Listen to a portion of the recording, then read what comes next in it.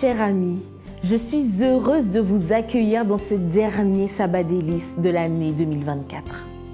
Dieu nous a accompagnés de janvier à décembre et nous le remercions pour cela. Merci à toute l'équipe d'Espérance TV Interamérique pour ses 155 émissions.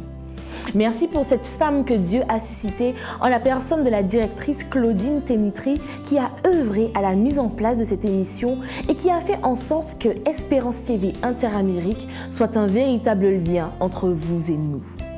Et enfin, merci à notre Dieu pour tout ce qu'il nous a permis de réaliser. À lui soit la gloire au siècle des siècles.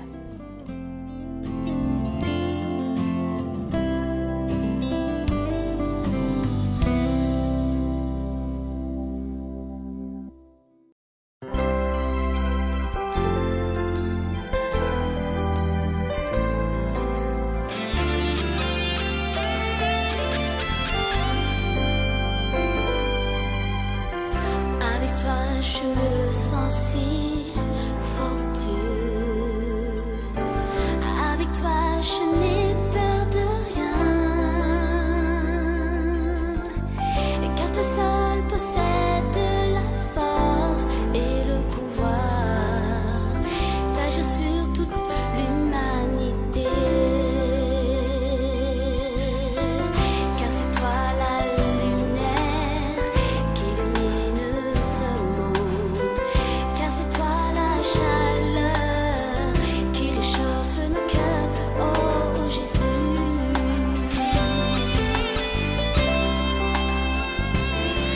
Avec toi,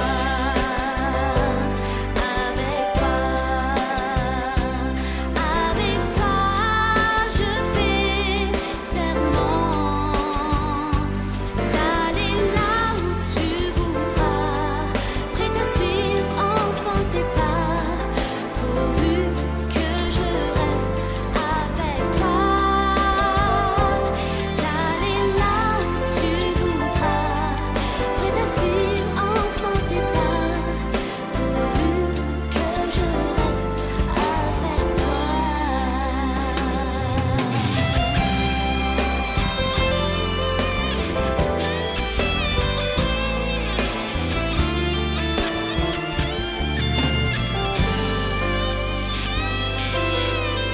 Je t'ai confié toute ma vie,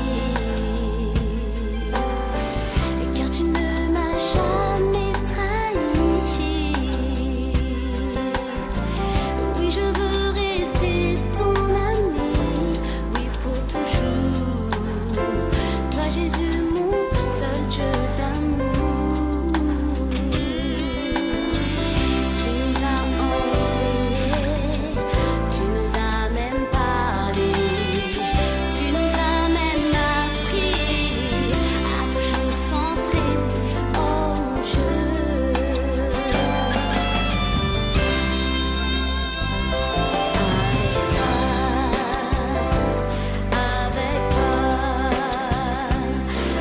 Avec toi, je fais serment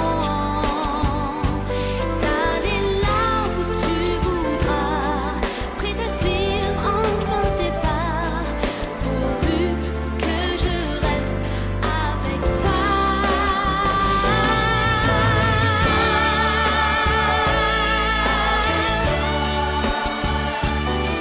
Avec toi, je fais serment d'aller là où tu voudras, à suivre enfin tes pas, pourvu que je reste à tes voies.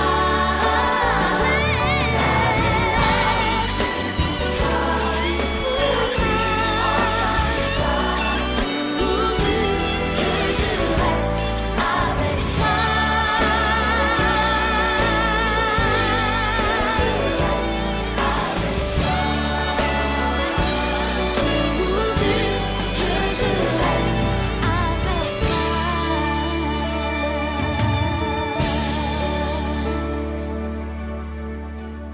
En ce dernier sabbat délices, je veux vous inviter à célébrer notre Dieu, à lui rendre toute la gloire qui lui est due.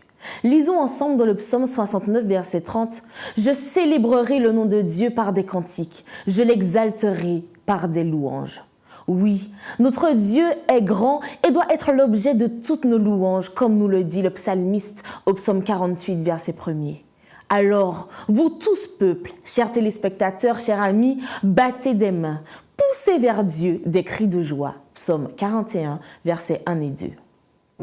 Bel bonsoir, peuple bon Dieu. Je ka souhaiter autres un bon petit sabbat délicatesse. Psaume 136. Psaume 136, c'est David qui marche. Il c'est un roi Israël et plus grand majorité biblique qui existait. Malgré ça, date là exactement il marchait à pas publié. C'est somme David là d'autres marché nous qu'a dit environ 10e et 6e siècle avant temps là. C'est un merveillable hymne louange pour dire bon Dieu merci. Tout long yo te ka nommé grand Hallel. Il ka râlé en chaîne derrière parce pitié il ka dire tout long qui ka répété quoi à la fin chaque verset. Décatement 136. Louer bon Dieu, pas si bon, pas pitié qu'a dire pour tout long.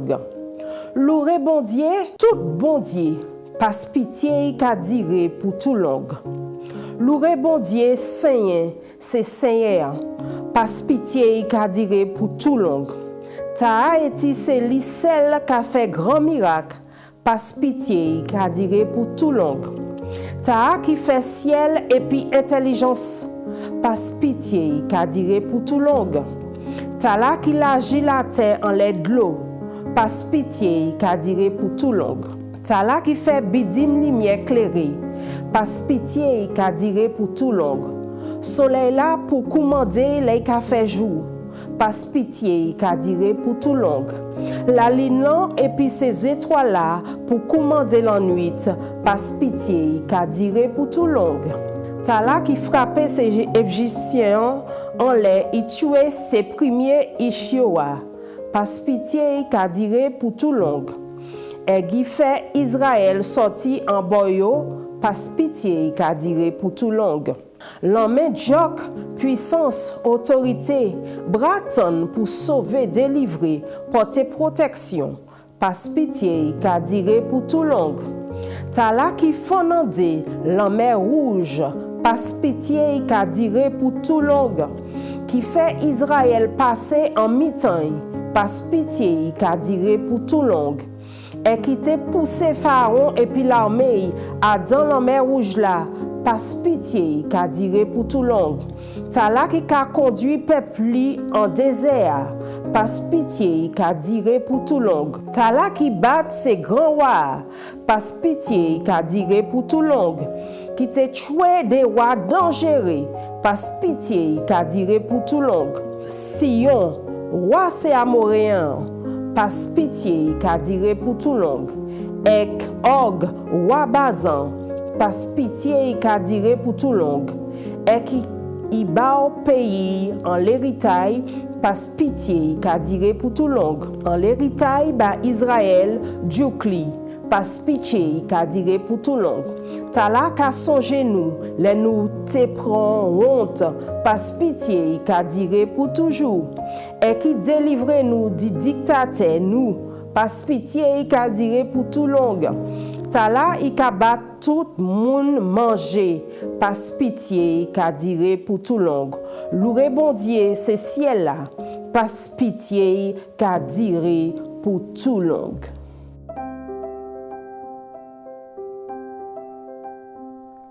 Mon Dieu, plus près de toi, plus près de toi, c'est le mot de la foi. Plus près de toi, plus près de toi, toujours, plus près de toi. Donne-moi ton secours, soutiens ma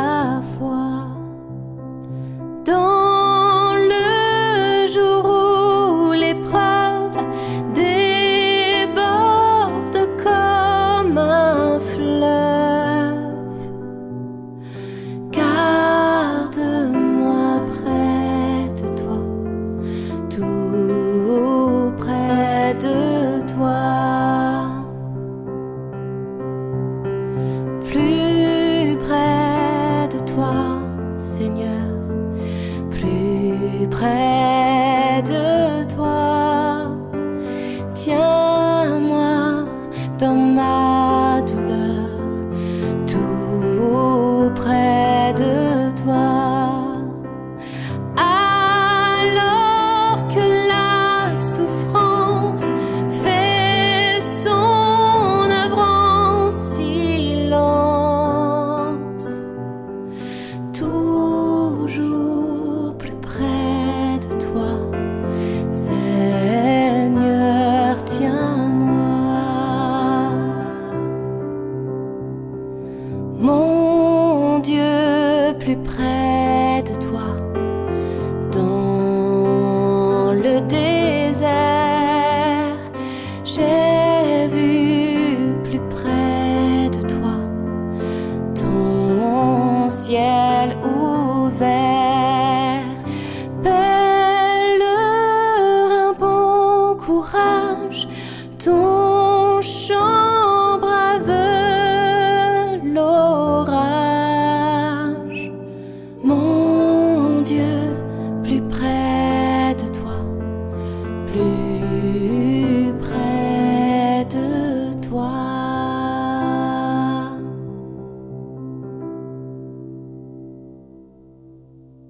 Une année se termine et une autre commencera bientôt. Mais gardons à l'esprit ces promesses de Deutéronome 28 que Dieu nous fait pour l'année 2025. L'Éternel ordonnera à la bénédiction d'être avec toi dans tes greniers et dans toutes tes entreprises. Il te bénira dans le pays que l'Éternel ton Dieu te donne. Tu seras pour l'Éternel un peuple saint comme il te l'a juré, lorsque tu observeras les commandements de l'Éternel ton Dieu et que tu marcheras dans ses voies. L'Éternel t'ouvrira son bon trésor, le ciel, pour envoyer à ton pays la pluie en son temps et pour bénir tout le travail de tes mains. Tu prêteras à beaucoup de nations et tu n'emprunteras point.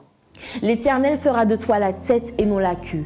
Tu seras toujours en haut et tu ne seras jamais en bas lorsque tu obéiras aux commandements de l'Éternel ton Dieu que je te prescris aujourd'hui, lorsque tu les observeras et les mettras en pratique.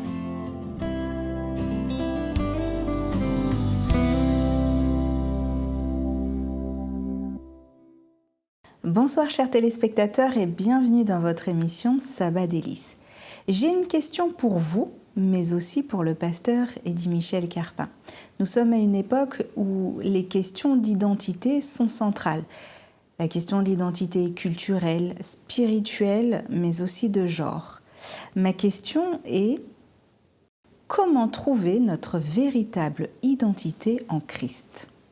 Alors, lorsque nous étudions le texte biblique, la Bible est un peu plus claire sur la question identitaire. Mais il faut savoir que cette question identitaire nous concerne tous. Qu'on soit de la Martinique, de la Guadeloupe, de la Guyane, de l'Asie, de l'Amérique, quel que soit l'individu, cette question, à un moment donné dans son existence, il se la pose. D'où est-ce que je suis venu? Qui sont mes parents? Quelles sont mes origines? Cette question est extrêmement importante. Et particulièrement pour nous, également aux Antilles. Car effectivement, nous avons, à un moment donné dans notre histoire, nous n'avions plus d'identité. Nous étions rangés, comme des objets. Nous faisions partie, en quelque part, des meubles.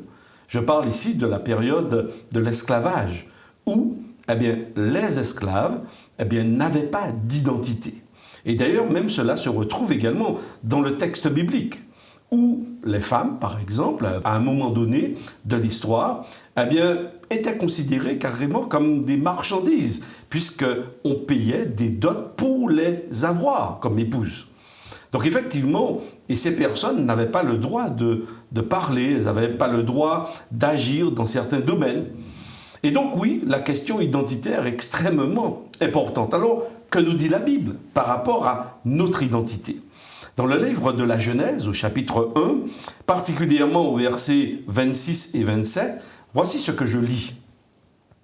Puis Dieu dit, faisons l'homme à notre image, selon notre ressemblance, et qu'il domine sur les poissons de la mer, sur les oiseaux du ciel, sur le bétail, sur toute la terre et sur tous les reptiles qui rampent sur la terre. Dieu créa l'homme à son image, il le créa à l'image de Dieu, il créa l'homme et la femme. Donc premièrement, on voit ici, Florine, que Dieu va créer l'homme, l'être humain, à son image. Donc notre identité est premièrement une identité qui s'apparente à celle de Dieu. Ça veut dire que notre père, notre mère, si je dois dire cela ainsi, eh bien c'est Dieu lui-même, puisque la Bible nous dit qu'il créa l'humain à son image, selon sa ressemblance. Mais qu'est-ce que l'on découvre également avec ce texte? C'est que cette identité, je dirais, elle est double. Il y a l'humanité, une identité humaine qui a son origine en Dieu, mais il y a une identité de genre. Par exemple, homme et femme, mâle et femelle. D'accord? Donc effectivement, c'est très intéressant d'observer ça dans le texte biblique. Donc, les hommes retrouvent leur identité en Dieu, c'est-à-dire que Dieu est leur Père, c'est lui qui les a façonnés, mais les femmes également trouvent leur identité en Dieu. Donc c'est vrai que par rapport à ce dont nous avons parlé précédemment, c'est-à-dire notre histoire, et même par rapport à la théorie de l'évolution, on observe que le texte biblique tranche radicalement avec toutes ces théories. Qu'ils soient hommes, femmes, ils sont tous, en quelque part, un en Dieu. Et quand on lit le texte de Galates, chapitre 3, c'est l'apôtre Paul ici qui va s'adresser à cette communauté de Galates. Voici ce qu'il va dire. Galates, chapitre 3, versets 26 et suivants. « Car vous êtes tous fils de Dieu par la foi en Jésus-Christ. Vous tous qui avez été baptisés en Christ, vous avez revêtu Christ. Il n'y a plus ni juif, ni grec, il n'y a plus ni esclave, ni libre, il n'y a plus ni homme, ni femme, car tous vous êtes un en Jésus-Christ. » C'est très intéressant de mettre ce texte en parallèle avec celui de la Genèse, parce qu'effectivement, par rapport aux groupes qui sont ici représentés, qui représentent un peu les groupes de la société, esclaves, libres, hommes, femmes, grecs, juifs. L'apôtre Paul dit que lorsqu'on se regarde en Christ, eh bien, notre identité, c'est celle que nous retrouvons dans l'origine. C'est-à-dire que nous avons un même Père. Cela veut dire que nous ne pouvons pas nous quereller les uns et les autres, hommes et femmes. Malheureusement, aujourd'hui, dans notre société, on retrouve ces querelles, on retrouve ces batailles. Chacun veut exister, alors que naturellement, dans le texte biblique, chacun existe. Chacun a son identité en Dieu. Alors bien sûr, un homme n'est pas une femme n'est pas un homme. Mais en fait, dans cette différence, on se retrouve en Dieu. Il n'y a pas un qui soit meilleur ou inférieur à l'autre, plus grand ou plus petit. Non, la Bible nous place sur un plan égalitaire.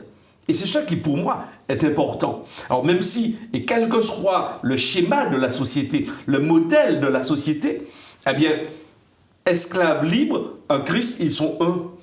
Ils retrouvent leur identité. Ils sont égaux. Hommes et femmes, oui, ils sont différents. Ils agissent différemment, ils pensent différemment, mais ils ont une identité commune, celle qui est en Christ. Juifs et Grecs, puisque c'était le cas au niveau de cette communauté, puisque les Juifs se considéraient comme faisant partie de la descendance d'Abraham, ils considéraient que le salut, en fait, ils étaient dépositaires du salut, et ils regardaient les autres de haut, ils regardaient les Grecs de haut. Eh bien, l'apôtre Paul, ici, est révolutionnaire dans sa pensée parce qu'il nous dit que nous sommes tous un en Jésus-Christ. Pasteur, j'ai une autre question par rapport à ce que tu viens de dire. Nous avons été créés à son image.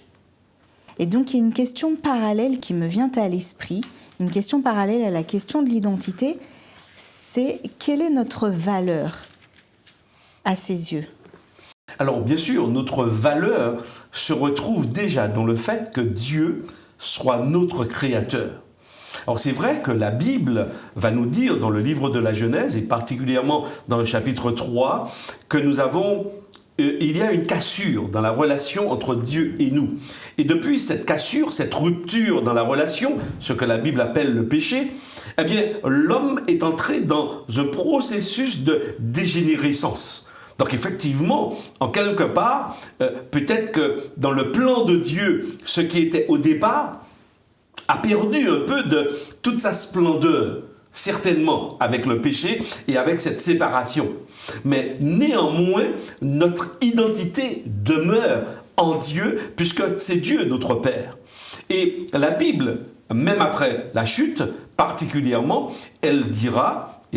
Et là, c'est le psalmiste David qui, dans le psaume 139, va dire ce qui suit. Au verset 13 et 14, « C'est toi qui as formé mes reins. Oui, tu m'as tissé dans le sein de ma mère. Je te loue de ce que je suis une créature si merveilleuse. Tes œuvres sont admirables et mon âme le reconnaît bien. » Ici, Florine et amis auditeurs et téléspectateurs, nous observons que, en fait, nous sommes des êtres extraordinaires. Nous sommes merveilleux, nous sommes incroyables de par notre nature, de par notre identité. Mais d'ailleurs, Florine, il faut savoir que lorsqu'on analyse un peu sous l'angle de la science l'être humain, lorsqu'on le passe un petit peu au scanner, on voit que c'est un être extrêmement complexe. C'est un être merveilleux dans son fonctionnement et dans l'harmonie qui existe dans l'être humain, dans le fonctionnement de tous ses organes, la circulation du sang, de l'air, etc. Toute cette chimie qui se produit dans l'être humain me pousse à dire avec David, « Je te loue, Seigneur, de ce que je suis une créature merveilleuse. » Et mon âme le reconnaît bien. La difficulté aujourd'hui, Florine, c'est qu'avec ces différentes théories qui ne sont pas fondées sur le texte biblique, eh bien, nous perdons de vue notre identité et nous fonctionnons malheureusement comme des animaux. Alors que la Bible, justement, nous place dans une relation humaine, de rapport à l'humain, de rapport à la divinité. Et dans ce rapport humain et dans ce rapport divin, eh bien, nous sommes appelés à nous respecter, à respecter nos genres. Parce qu'effectivement, mâle, femelle, c'est pas la même chose. Mais nous sommes appelés non pas à nous opposer, non pas à nous rejeter, mais nous sommes appelés au contraire à nous mettre ensemble pour réaliser que nous sommes hommes, femmes, enfants, adultes. Et quelle que soit la complexité des sociétés, eh bien, en tant qu'êtres humains, nous sommes des créatures merveilleuses et notre identité, si nous voulons véritablement être, eh bien, il y a Christ. Christ qui nous permet de retrouver cet équilibre, qui nous permet de retrouver véritablement cette identité qui est celle de Dieu. Alors nous sommes extraordinaires, nous sommes à l'image, à son image. Pour retrouver notre identité, pasteur, ça veut dire que nous devons regarder à Christ en permanence. Tout à fait, tu as raison. Non seulement regarder à Christ, mais nous regarder avec les yeux du Christ. C'est-à-dire que Christ me regarde et il me voit comme son frère, il me voit comme son fils. Mais quand je regarde également l'autre, je le vois aussi avec cette identité, je le vois comme un enfant de Dieu, un enfant que Dieu aime, un enfant que Dieu veut sauver, un enfant que Dieu veut restaurer. Même si pour moi tu devais t'abaisser pour porter ma vie et tout réconcilier, me montrer le Père qui m'a tant aimé, je sais que pour moi tu l'as fait. Je sais que pour moi, tu l'as fait. Même si tu devais quitter toute gloire, venir t'incarner, épouser notre histoire,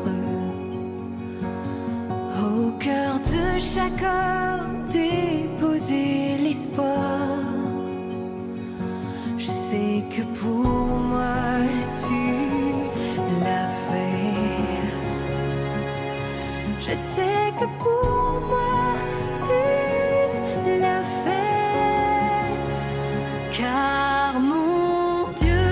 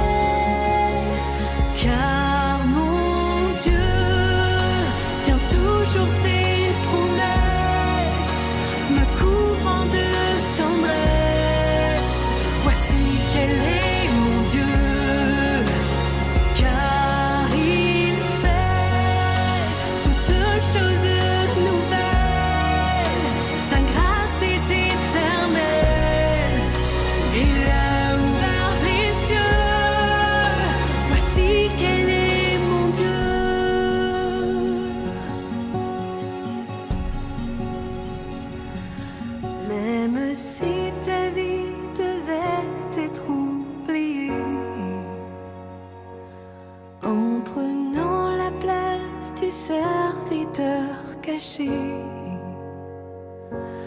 pour que je revive en ta fidélité.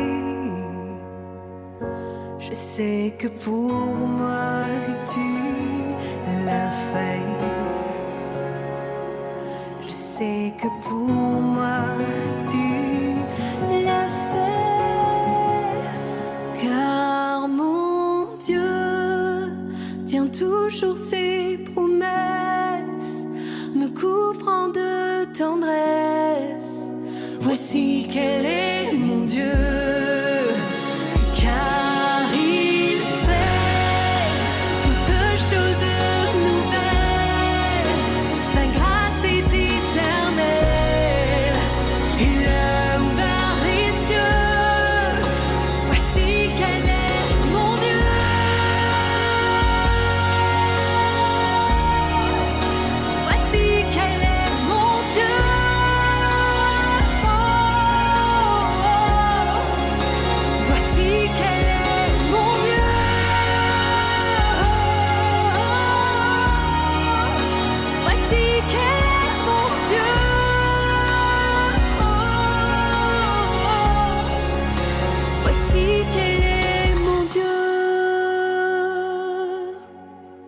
Alors que nous vivons le dernier sabbat délice de l'année 2024, que toute la gloire revienne à Dieu.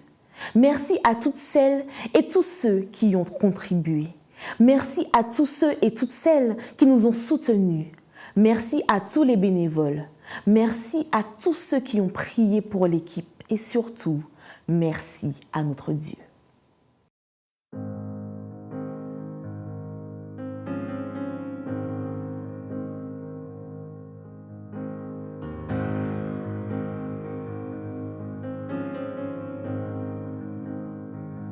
Je t'aime, Seigneur, ta bonté ne faillit jamais. Chaque jour, tu me tiens dans tes mains. Et dès que je me réveille, et jusqu'à mon coucher, je chanterai la bonté de Dieu. Toute ma vie tu as été bon. Toute ma vie tu as été fidèle. Avec le souffle qui est en moi, je chanterai la bonté de Dieu. Oh, j'aime ta voix. Tu m'as conduit en de l'épreuve, dans les nuits sombres. Tu te tiens près de moi. Je te connais comme un père. Tu es mon ami et j'ai vécu dans la bonté de Dieu. Toute ma vie tu as été bon.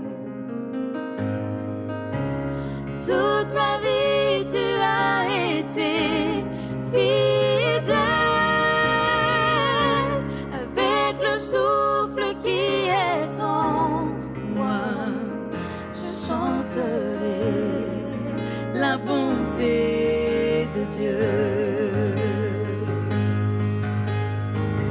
Tu me donnes ton amour chaque jour.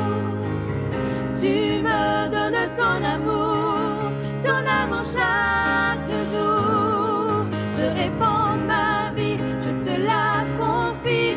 Prends tout mon cœur, Seigneur. Tu me donnes ton amour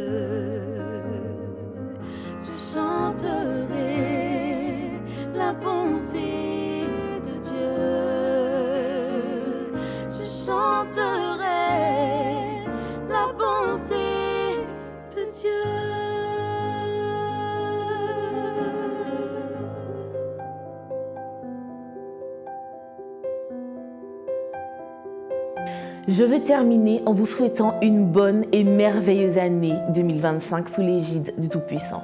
Faites toujours confiance à Dieu quoi qu'il arrive.